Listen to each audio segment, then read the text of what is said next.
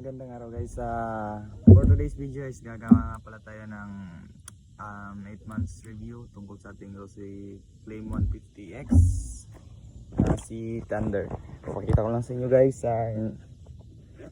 itsura niya ngayon. So yan ang itsura ni Thunder ngayon, Rossi Flame 150X natin. Medyo marumi-dumi lang kasi umuulan kanina. Goods pa naman lahat. Yung brake pad niya okay, makapal-kapal pa sa kabila. Makapal din. Yung gulong niya makapal pa din. Yung sticker dito ni tinanggal ko, nilagyan ko ito.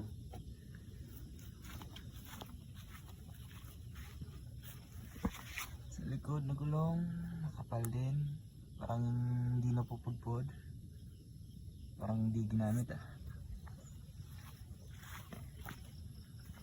Yung udo nga pala natin after 8 months, magna 9 months is nasa 7,966. Yan yung udo natin. Okay. Matibay din ang gulong, makapit din sa mga kurbada.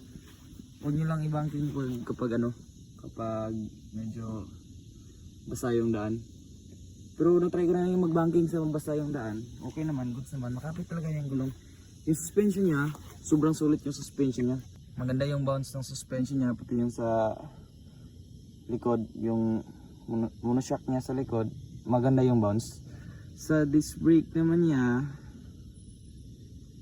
okay din, yung tupat, piston caliper niya. Makapit din, kaso yung sa likod, hindi masyadong makapit. Mas makapit yung sa harap.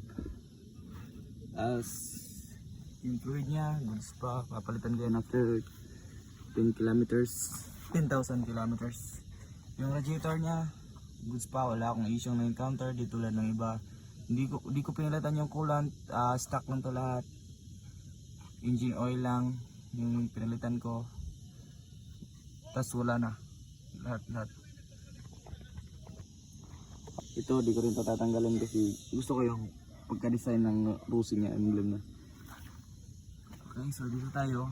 Dito, yung ito hindi ko gusto kasi medyo siya yung pumipigil sa pagcambio mo. Ano siya, medyo hirap kang pumunta sa neutral or minsan hirap kang pumunta sa third gear. Or hirap siya yung kaya nilalagyan ko minsan ng oil. Nilalagyan ko ng oil to. Marami lang, okay.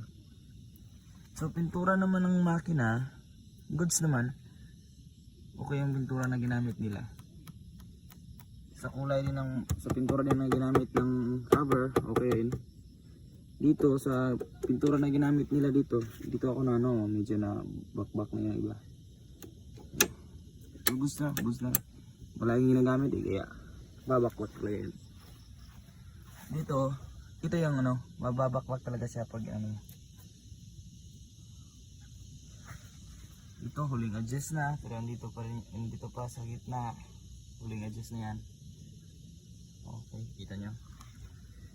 So overall sa experience ko, goods naman siya. Wala akong nakitang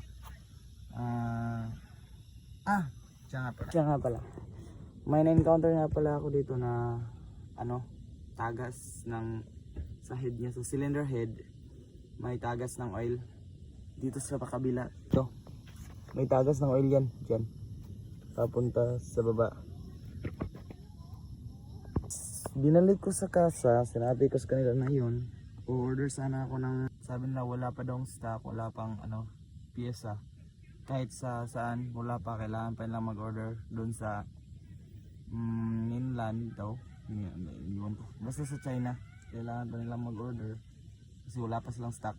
Yung isa mekaniko, sabi niya lagyan mo lang ng 8-8 yung pandikit ng sapatos. So yun nilagay ko, yun ang nilagay ko. Yun nawala naman ng tagas. Siguro sa gasket lang siguro yun. Ay gasket pala, gasket yung uso sanang bilhin kasi wala pa daw silang stock ng gasket. So yun, goods naman lahat, okay naman. Suspension, goods, side mirror, hindi ko na yan papalitan, goods naman yan. Ano ba, para sa 8 months na gamit ko, magna 9 months na, goods naman, wala akong issue na encounter, goods. Tsaka madali rin siyang linisin guys. Yung dito niya, madaling linisan, maabot mo lahat. Yung tambucho niya, malakas yung tunog. Pag umovertake ka, talagang mapapansin nila na may gustong umovertake kasi malakas yung tunog niya.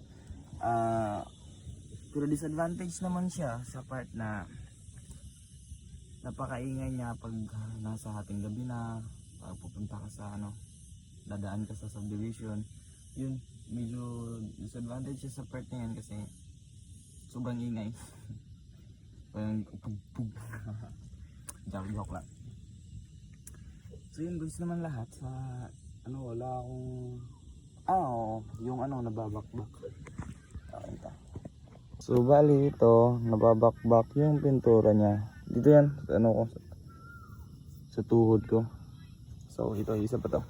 Ito, maraming di gusto nito. Maganda siya, maganda siya. Ang design niya maganda, sobrang ganda. Pero ang disadvantage lang nito guys, pag kumuha kayo nito, ito, mga matutulis to. Parati nang dumudugo yung kamay ko dito pag nabot ko yung dito sa kabila, dito. Minsan, nasasungkit yung ito. Ito, matulis to. Pati yung dito sa kabila, matulis din. Matulis.